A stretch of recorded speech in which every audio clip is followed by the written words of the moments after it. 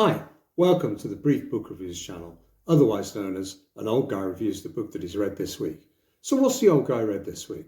Well, the book I've read this week is this one. It's called Death in a Lonely Place by author Stig Abell. Was published on the 11th of April 2024 as a hardback by Hemlock Press here in the UK, part of HarperCollins. And it's Stig Abell's second book, follows on from Death Under a Little Sky, which was published this time last year. Stig Abell, probably best known as a journalist, broadcaster, was also managing editor of The Sun for 3 years, the Sun newspaper. So I figured he's probably going to be good at writing fiction. So I thought I'd give it a blast. Wasn't familiar with his previous book, but this is just released and looked at an intriguing crime mystery. What's it all about, you say? Well, the central character is a guy called Jake Jackson. Jake is a retired policeman. He's retired to a place called Little Sky. It's a property left to him by his uncle and his will. It's basically bang in the middle of nowhere. He's got no phone, no internet. He gets his mail from the local village, and you know, he lives a secluded lifestyle.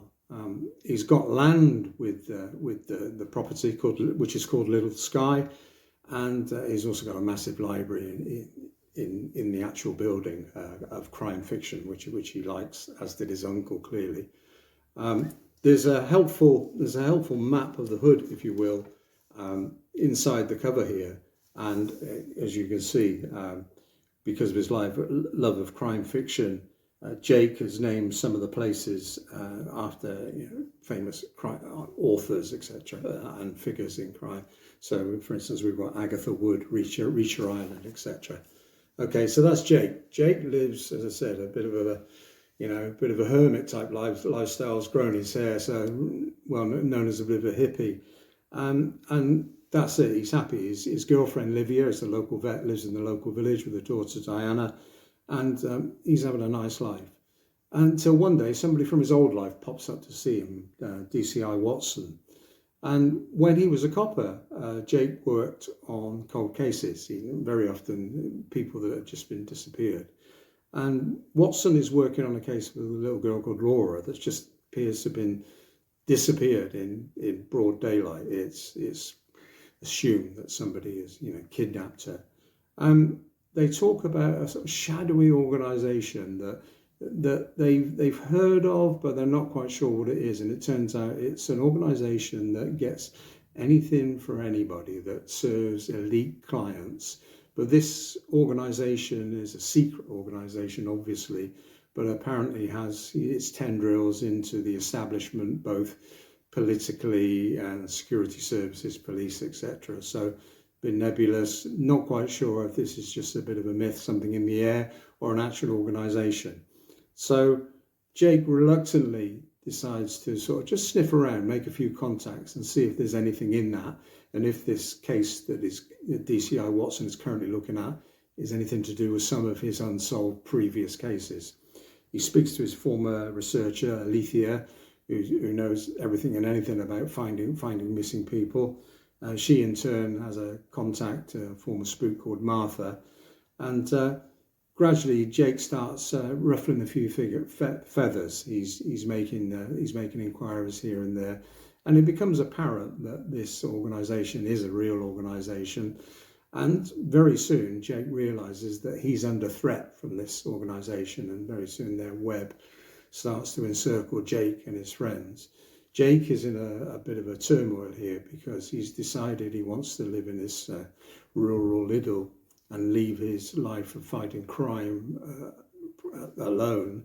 And his girlfriend is also wondering what on earth's going on, because she's saying to him, it's either me or Diana, or is it your former life as a cop?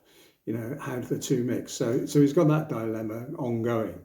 But he eventually feels that he can't leave this alone. There's too much evidence to point that the bad guys must be chosen. So his motley crew of the local drug dealer Rose, his mate, Martha and Alethea, are posed against this massive organisation that has, as I said, its tendrils everywhere. And that's effectively the gist of the story. So Very slow to start, eventually starts when it gets going, really good, lots of action at the end. It's a bit of a desolate environment where Jake is, and it's very remote, and it's a very atmospheric book. It's set in the winter, which doesn't help, and long descriptive passages of the village, its surroundings, Jake's place, and so sets the scene very well.